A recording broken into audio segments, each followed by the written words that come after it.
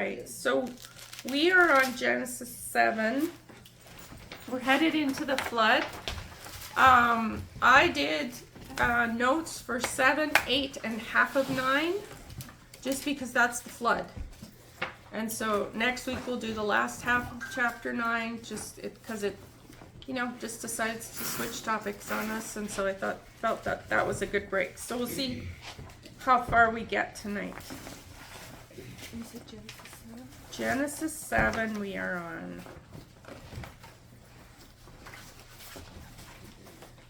And so, I've got, there in the notes, there's lots of spots for studying scripture. I want to keep you guys understanding that the Bible is interconnected. So I put lots of spaces when you're going back and you're doing your studying. Write out the verse, or at least write out some notes so you remember what the verse is about and have it connect to your teaching. So there's lots of spaces for that. All right. We are headed into the flood. And so the Lord has given Noah instructions on the flood already. Yeah, just toss it back there. He's given him dimensions, everything that's supposed to go on it, basically. And we ended off with Noah did everything just as God commanded him. All right. So the Lord then said to Noah, go into the ark, you and your whole family, because I've found you righteous in this generation. So God invites Noah to enter the ark. It's time to go into the ark, but there's still no rain. Okay? I think what helps Noah is obviously he has a very strong connection to the Lord. They're having these conversations, but we live in a culture right now, if we can extend the metaphor, where we know something's coming. We know Christ is returning, but the culture around us is like, that's ridiculous. It'll be aliens, or, like something, right? And Noah lived in this kind of culture. He's building this massive ark, like massive ark, and there's no bodies of water around, right? Like he looks loony bin bat crazy, right? Like, and he's, yeah, it's massive, absolutely massive. And so he looks like a fool. Everybody's like, you're losing your mind. It doesn't really rain here. There's no big bodies. Where are you going to put this stupid boat? Okay? Yeah. Can I just say something? You don't have to put up your hand. Teacher? So shut up for a second. I have something to say. I just wanted to say that there's like an actual replica build. Yes. In, I don't know where it is, in the States somewhere. In the southern states. Yes. And And it's bucket list. Isn't it? yes, put it on your bucket list. It is. Yeah. Where is it? Arkansas, I think. I'll look. Arkansas? I'll see if I have it written down. I'll say later. But Yeah, yeah. you should look at that. Yeah. It's pretty cool. Anyway. And a few of us watched, if you want to write down a really good movie about the flood, movie's not really the right word, documentary. Yeah. It's called The Ark in the Darkness. It's on YouTube. It's about two and a half hours. Yeah, I think so. And it was amazing. Brought in scripture, brought in all the science. If you want to get just an idea of how really big it was, that is a really great one to look up. So Matthew 24, 37 to 39. As it was in the day of Noah, so it will be at the coming of man. For in the days before the flood, people were eating and drinking, marrying and given in marriage, up to the day Noah entered the ark. And they knew nothing about what would happen until the flood came and took them away. That is how it'll be at the coming of the Son of Man. Hebrews 11. This is a good one. Do you guys know the hero chapter in Hebrews? Hebrews 11 kind of gives you a list of like the faith fathers of the Old Testament. Like Hebrew Hall of Faith, Hall of Faith or something, yeah, they call it. So this will give us just a bit of a reminder of the people that we've already talked about. So Hebrews 11 verse 1, now faith is being sure of what we hope for, certain of what we do not see. This is what the ancients were commended for. By faith we understand that the universe was formed at God's command, so that what was seen was not brought out of what it was visible. Right? In the beginning God created the heaven and earth. Genesis 1:1. By faith, Abel offered God a better sacrifice than Cain did. That's our Genesis 4, right? 4. By faith, he was commended as a righteous man when God spoke well of his offerings, and by faith, he still speaks even though he is dead. Genesis 5. By faith, Enoch was taken from this life, so he did not experience death. He could not be found because God had taken him away. For before he was taken, he was commended as one who pleased God. And without faith, it is impossible to please God, because anyone who comes to him must believe that he exists and that he rewards those who earnestly seek him. Now we're into the flood. By faith, Noah, when warned of things not yet seen, in holy fear, built an ark to save his family. By his faith, he condemned the world and became heir of the righteousness that comes by faith. So the first 7 verses of Hebrews 11 gives us a good summary of some of the names we've come across already. And then Psalm 29. Because we're about to head into God's judgment, this is a good one. Psalm 29, verse 10. The Lord sits enthroned over the flood. The Lord is enthroned as King forever. So that's a good verse just to remind us that even in this, God was sovereign. Okay. And then in verses 2 through 10, we've got mention of the unclean and clean animals. Just so you understand, that is not likely something that Noah would have known what the difference between clean and unclean. God would have just given him a list. But Moses is writing to the Israelites, and they have just received the law from God, and so they know the difference between the two. And so Moses is kind of using later knowledge to describe what happened earlier. Okay? And we'll get into all of that when we get to Exodus.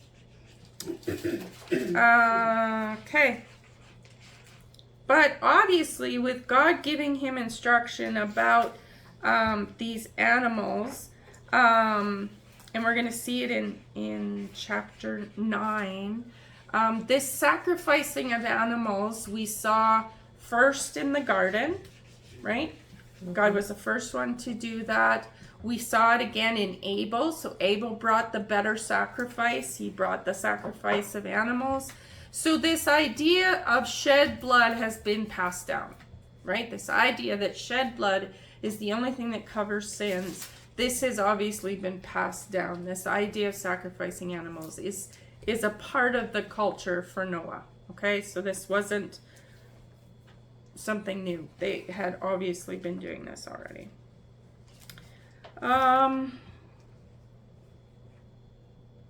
Verse 4, 7 days from now I will send rain on the earth for 40 days and 40 nights, and I will wipe the face of the earth, every living creature I have made. So God gives them a week to get in the ark. He says, okay, it's time now. I'm going to give you a week to get organized, to get on the ark, to get everything you need on the ark, because in a week I'm going to close the door. So he did give them some time to get organized. But that does mean that for 7 days, they know this is coming, but there's still no rain. Right? So, if you know the story of Elijah, later when we get into First Chronicles, First Kings, Elijah is waiting for the rain to come, right? He's just condemned Israel and stopped the rain, and now he's waiting for the rain to come. And so he sends his servant outside and he goes, are there any clouds? And the servant comes back and goes, it's blue sky, there's no clouds. And he goes, go look again. And he comes back and he goes, it's blue sky, there's no clouds. And he goes, go look again, it's coming. And then he comes back and he goes, well, there's this tiny little whisper in the sky. And he goes, there we go. Rain's coming, right? So for 7 days, Noah's like, I know it's coming. I know it's coming. I know it's coming. And whenever I read this part, I just think of Sheldon and I trying to get our 5 kids ready to go camping. Like, that's all I can think of, right? Back to the flood. All right. If we continue in that verse 11, on that day, all the springs of the great deep burst open, and the floodgates of heaven were open. To know what that means, we have to go back to Genesis 1:6. And God said, let there be an expanse between the waters to separate water from water. So God made the expanse and separated the water above the expanse from the water below the expanse. So what's happening in the flood is that the water, scientifically this would have been like earthquakes, the crust breaking open, water is coming up from underneath, lava is coming up from underneath, pushing the water up, the floodgates have opened from heaven. Like there's a whole heck of a lot of water happening, okay? It's coming up from underneath and it's coming down from up top. People Okay. would think it's the end of the world. Yeah. It was. So scientists often are like, well, you couldn't flood the earth in 40 days of rain even if you tried. The problem is the water's coming up from underneath as well. Okay? So we've got waters on top and waters on the bottom. They're both kind of hitting the earth at the same time. What Genesis 1:6 tells us is that God always knew this day was coming. Okay. God is not surprised by the flood. It's not like, oh, they screwed up, now I got to come up with a plan. Genesis 1:6 tells us that from creation, God knew the flood was coming. Any questions? We're all good? Okay.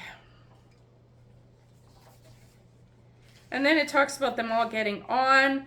If we go down to verse 16, the tail end of verse 16, then the Lord shut him in. This is an act of mercy. Noah's been preparing for this for 120 years. He has told everybody. He is preaching righteousness. If you want to avoid God's judgment, you've got to get on the boat. Nobody believes him. Okay? He is getting on the boat with just his family. That he didn't have, it's not like he had no friends over that course of that time. He knows lots of people. These are his neighbors. He's done business with them. He's traded with them. He's helped them when their animals were sick. This is a very agrarian culture. They are in each other's lives, and they chose not to believe him. He's now got to get on the ark, knowing, because God made it clear, he said, I'm going to kill everything. No one knows this is happening. It would have been, I think, almost impossible to shut that door. Mm. So did Noah's family believe him, or did they just get on the ark because they were his family? Good question. Scripture doesn't really say. We do get a bit of insight into them in Genesis 9. And so we know that Ham is a little spicy. We're in that Genesis 9. So whether they did, I don't know. They've probably helped Noah along the way. They probably would have, had conversations with God. You got to remember, this is still post-Eden, right? So though God has put the flaming swords up to the gate to Eden, this is still where man goes to meet with God. God didn't leave, right? Remember from our Genesis 3, God doesn't leave. God's not mad. He's still talking to everybody. And so this is post-Eden, so everybody's still traveling to the gates of Eden to meet with God. Okay?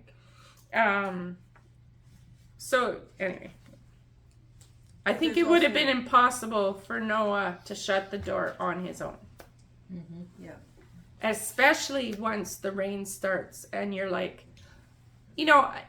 let's give Noah a little bit of, humanity here. He had to have doubted. had to have done it. Somewhere along the line, he's built this Yeah, huge we're boat down and there ain't long. no water, Yeah. right? And so when the rain finally comes, there's got to be that moment of, now I got to shut the door, and all these people Oh my goodness. that I know are out there. So God does this very merciful thing, and he shuts the door for him. Oh. Okay, so he seals the ark for Noah, so Noah doesn't have to be the one that shut the door. And that's at the end of 16 there when it says Yeah, that, right? end of verse 16 there. Yeah, the Lord closed the door. Mm-hmm. Okay. Verse 17. For 40 days a flood kept coming on the earth, the waters increased, lifting the ark high above.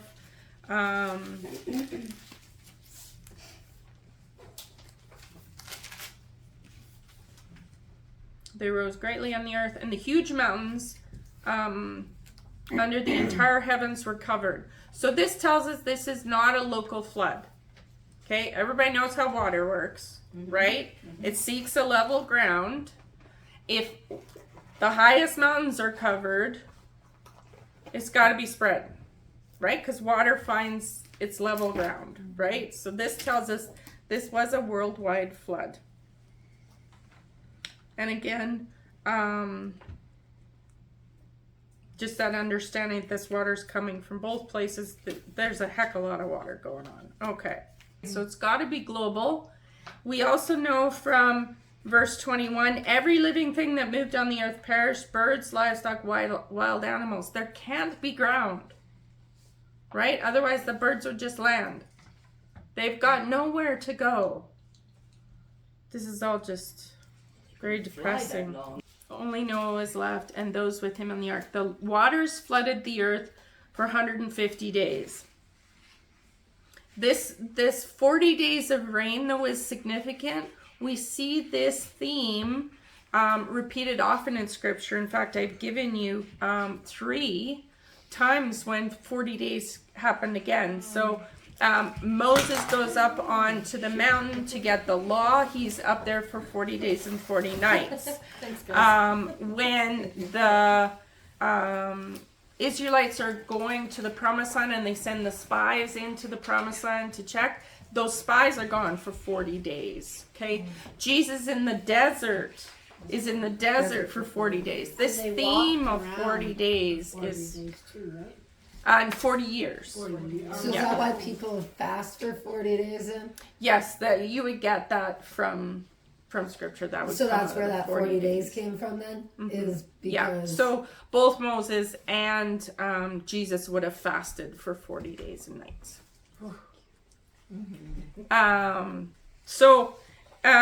This 40 days seems to precede a major change in God's plan. Okay, so we've got the flood, we've got the Israelites have the chance to go into the promised land, and we've got Jesus just before his ministry. So the 40 days is significant. And if we ever decide to get super geeky, there's a whole bunch of number theology that comes up in the Bible, but we won't be doing that. We also got, I think the last one I gave you, Acts 1 verse 3. That is that when Jesus returned after his resurrection, he walked on the earth for 40 days before he was brought up. So this 40 days is very significant. It has meaning. But because of the water is coming up and the water is coming down, we've got 150 days of flooding.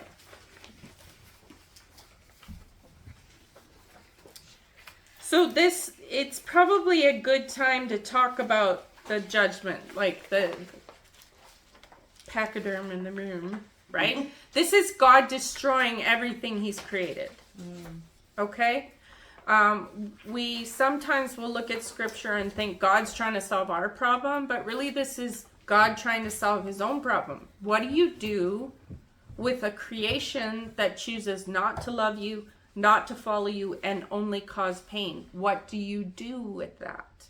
And so we're going to see God wrestle I'm personifying, right? We see God wrestle with this. He is, the flood is one of his responses to this.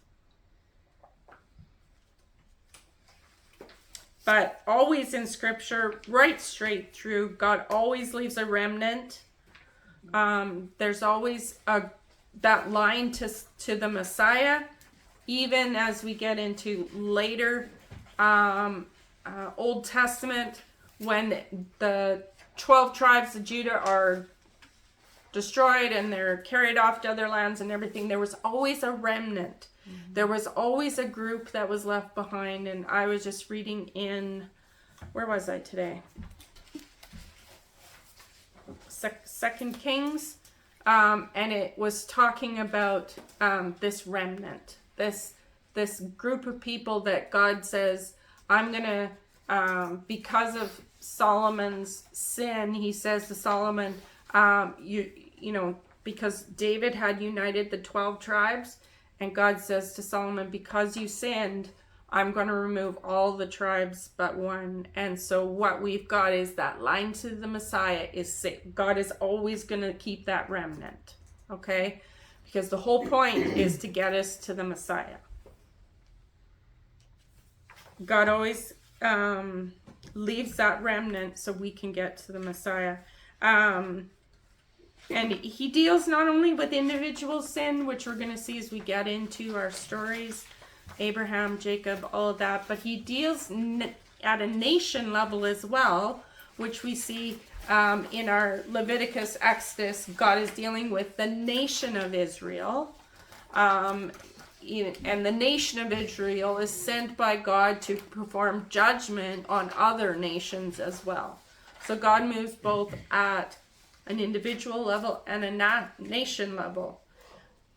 In Canada right now, we all have our own journey where we are at with God right now. The nation of Canada, however, is extremely far from God at the moment. And that we will pay the piper, so to speak, at some point in time for that, the nation itself pulling away from God. So God deals with both. Okay, we're on chapter 8. Chapter 7 was about the judgment, right? God is coming to judge the earth. We're now going to move into the story of deliverance, redemption, restoration. God is going to save this remnant, this family of Noah, this remnant. So, 8 verse 1, God remembered Noah and all the animals and the livestock that were with him in the ark. This does not mean God forgot for 150 days, okay? Some of this is translation. Some of it is just man trying to explain a godly thing using what we know.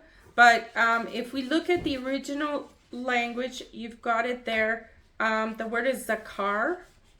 It means to remember individuals with kindness, protecting, and delivering. So it's not like he forgot. It's that he is choosing to save them now. Okay? Now the springs of the deep, the gates of the heaven had been closed, and the rain had finally stopped falling. That's verse 2. The water receded steadily on the earth. At the end of 150 days, the water had gone down, and on the 17th day of the 7th month, the ark comes to rest on the mountains. So the water has receded enough that the ark ends up running dry ground, basically. And so we've got the water continuing to recede. We've got time happening between when it stops raining, it stops sloshing all over the place. The waters have receded to the mountains. We've got more time happening. The water still has to drain, but it also has to be solid enough ground that you can walk on. Right? So there's some time happening here. And verse 19, nope, just a second.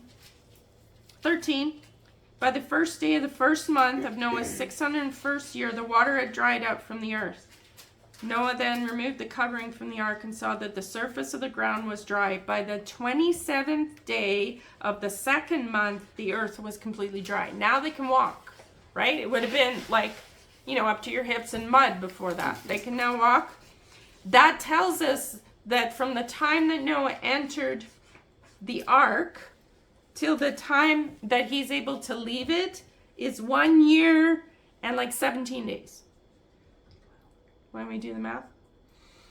From the time that God said, you got a week to get in the ark, and then it was sealed, a year and 10 days later, they're able to leave it. So that gives us a really good timeline for the flood. Verse 20, Noah built an altar to the Lord. This is the first time an altar is mentioned. The reason for this is they don't have the entrance to Eden anymore. There's no place that they go to talk to God to do their sacrifices. That place has been wiped off the map. They're actually the mountains of Ararat where the ark landed is in Turkey. So they're like, he's traveled the distance. Okay? And so he's starting over from scratch. So the first thing he does is to build an altar. This is the place where we're going to meet with the Lord. This is the place we're going to do our sacrifices. This is where we're going to meet with God. And so he builds an altar. He then sacrifices some of the clean birds and animals. And again, I don't think this is that Noah knew they were clean, because this comes from the law, which we get in Exodus. But God would have said, these are the ones I want you to sacrifice. You got it. And the Lord smelled the pleasing aroma. Again, this isn't like it was great barbecue or something. The Lord is saying, I accept this sacrifice. Okay? So it's a personification again. And then God says, verse 21, after the pleasing aroma, and God said in his heart, never again will I curse the ground because of man. Do you remember from Genesis 3? Adam's consequence was that God cursed the ground. Mm-hmm. So God, in the flood, he pours out his judgment on creation, right? All of creation dies. God says here, never again will I curse the ground because of man. Okay? Even though every inclination of his heart is evil from childhood. God knows man's going to screw up. What he has done is separated that judgment from the earth. Okay? And he said, now man's going to have to pay for his own sins. Right? I'm not going to pour judgment on the earth again. And of course, he is looking forward to the Messiah, right? And God had removed the Nephilim and Cain's curse line, but God knows is going to happen again, right? Every inclination of his heart is the evil. This is going to happen again. But he says, I'm not going to destroy the whole earth to deal with man. Everybody good? Yeah. Yep. We're on to verse 9. God then blessed Noah and his sons, saying to them, be fruitful and increase in number and fill the earth.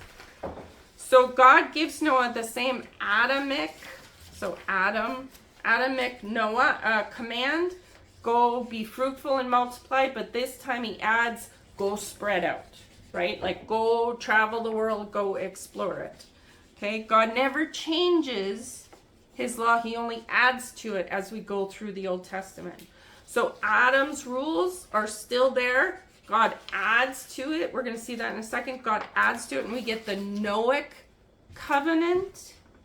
Later, we're going to have the Abrahamic covenant, the Mosaic covenant. Okay, so, but God doesn't change. He just is adding as he goes. Then we've got some interesting verses. Verse 2. The fear and the dread of you will fall upon the beasts of the earth and all the birds of the air, upon every creature that moves along the ground, upon the fish of the sea. They are given to your hand. So a couple of things happening here. When Noah goes on the ark, the animals come freely to him. In Genesis 2, the animals come to Noah or to Adam, and he names them all, right? So man is in complete union with creation up until this point. God pours out his judgment on all of creation, creation is almost like, okay, that man, dangerous, right? Now there's distance. Now we have what we see now, right? I walk out my door and the bunny takes off, right? So that's what's happening here. That there is fear and dread that the Lord has placed in the hearts of creation against man. And then he goes on to say, everything that lives and moves will be food for you. Because up until now, everybody's vegetarian. Even the animals. Everybody's vegetarian. Never Okay. thought of that. Yeah. And so at this point, God says, now in your covenant, I'm telling you, you will use, you're going to kill animals for food. Now, some of this is purely, survival based because all the plants is gone. Oh, yeah. Right? There's no garden. There's no, right? They've got to get their nourishment from somewhere. God says you can use creation to get it, but there's also this pushback from creation that's happening in here too. God's now going to give Noah this covenant.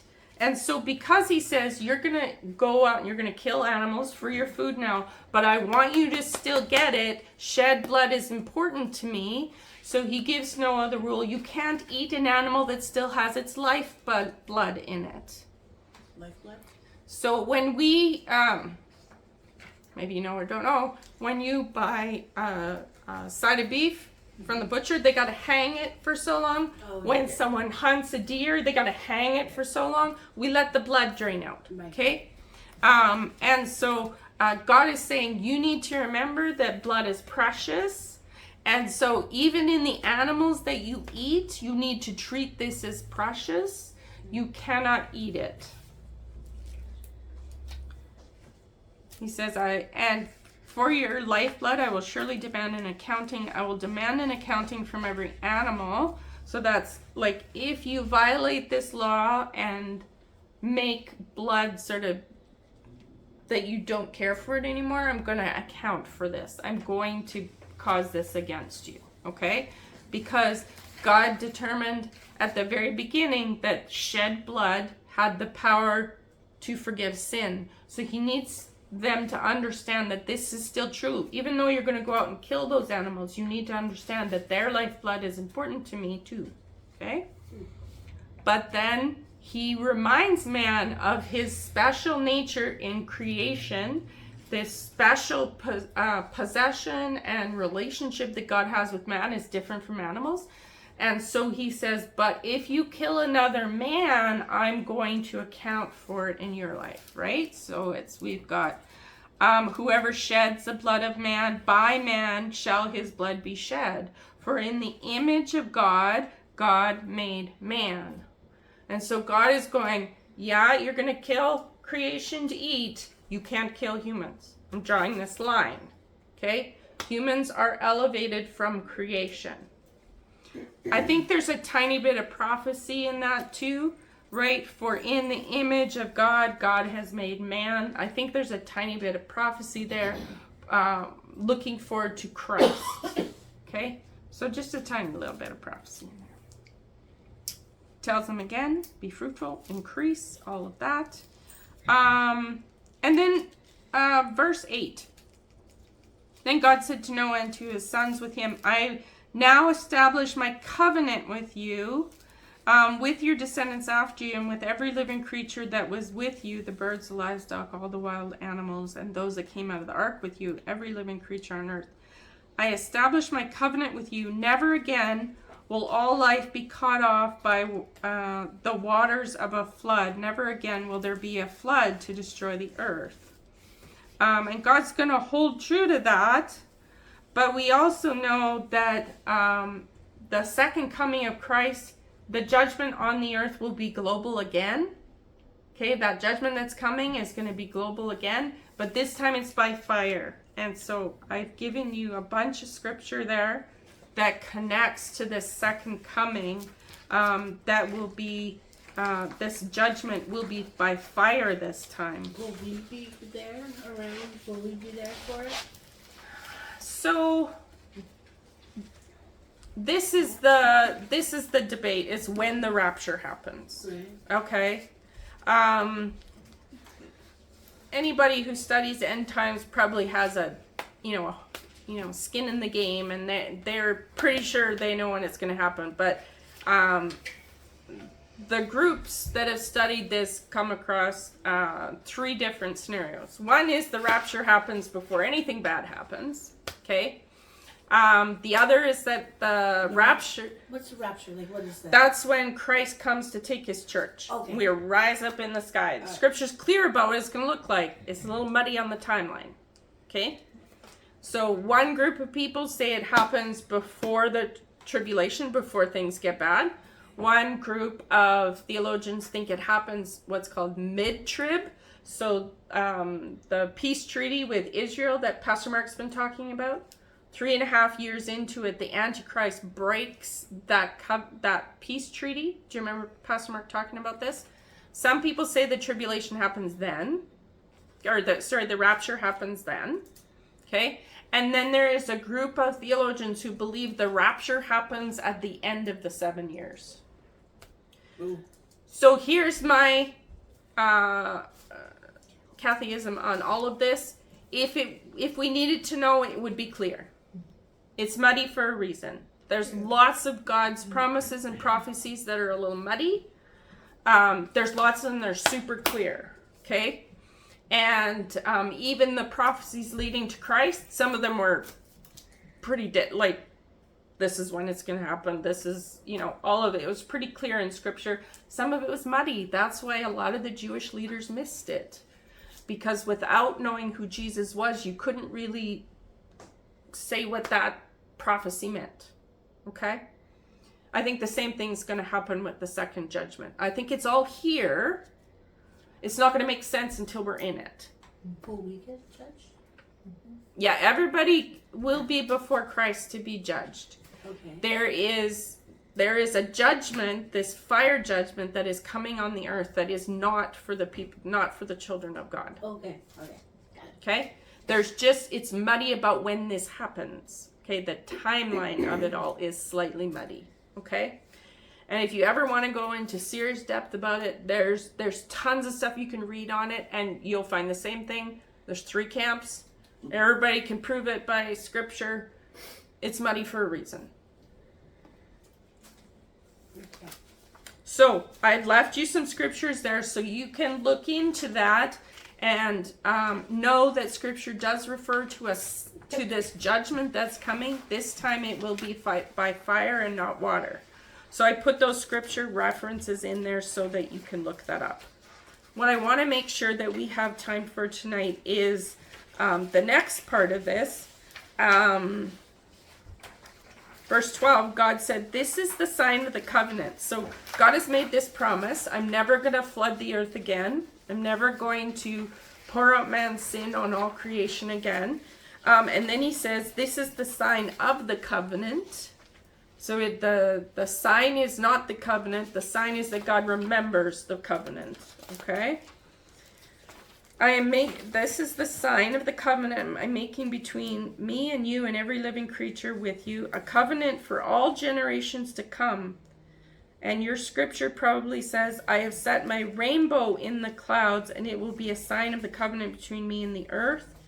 Original language is not rainbow there, it is bow.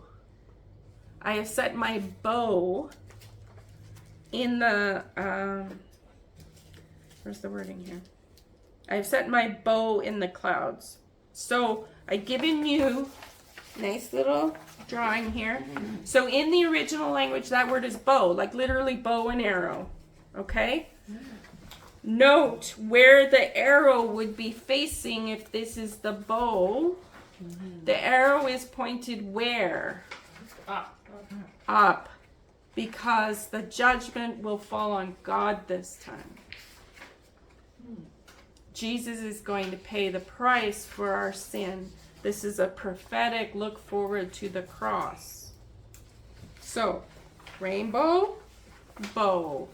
So the rainbow is the symbol, but God is referring to an actual weapon here. Only this time he's not going to be pointed it at the earth.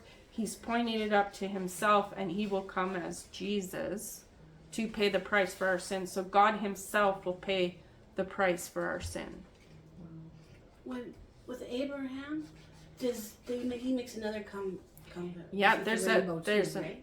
Or no? Was this just the only rainbow part? I think this is the only part that talks about the Okay. rainbow. Yeah, There is another Abrahamic covenant. there is an Abrahamic covenant. Yeah. Covenant for sure. And what we'll see is the same thing, right? Is that from what we've seen from Noah from Adam to Noah, is it's the same covenant, but I'm adding something to it, right? Okay. We're going to see the same thing with Abraham, same covenant, but I'm adding to it, okay? When Moses comes, same covenant, but I'm adding to it, okay? Does everybody get the rainbow thing? Yeah. I know we were trying to explain this last time, and so this time I put pictures in. How'd So, you figure that out? Just from the original language? yes, yeah. Cool. If you haven't figured out yet, I kind of have a thing for original language. So, and then he says, never again will the waters become a flood to destroy. Sorry, all my notes, move out of the way. To destroy all life. Whenever the rainbow appears in the cloud, I will see it and remember the everlasting covenant between God and all living creatures and every kind on the earth. And so God said to Noah, this is the sign of the covenant I've established between me and all life on earth. This is a message for all mankind, but this is really important for Noah because as you can imagine, poor Noah is wondering, what sin do I have to commit to start this all over again, right? He would be a little hesitant, right? And so God's saying, don't worry, I got you, don't worry, I got you. Don't be worried that the next time you mess up, that this is all going to fall apart again. I'm not doing this again. You don't have to fear.